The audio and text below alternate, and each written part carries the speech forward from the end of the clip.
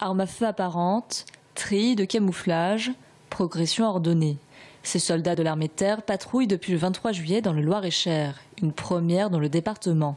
C'est sur la demande du préfet que ces soldats renforcent les effectifs de surveillance de la gendarmerie et de la police dans le cadre de l'opération Sentinelle. Avec leur présence, la préfecture veut rassurer.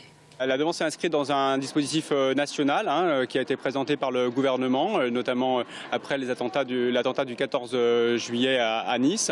Et le préfet du Loir-et-Cher a exprimé cette demande et l'a justifiée par la forte fréquentation touristique et les affluences importantes que connaît le département au mois d'août.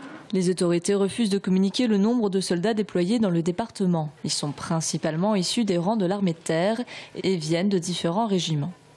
Le préfet leur a demandé de surveiller en priorité le secteur de la gare et du château de Blois, le zoo de Beauval et le domaine national de Chambord. D'autres patrouilles vont être organisées en priorité sur les sites touristiques, les événements estivaux et les lieux à forte fréquentation. Les rondes vont être aléatoires et organisées dans l'ensemble du département.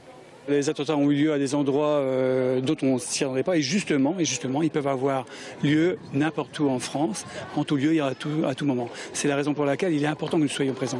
Il faut que les forces militaires soient visibles pour rassurer justement la population. L'opération Sentinelle est pour l'instant maintenue dans le Loir-et-Cher jusqu'au 31 août.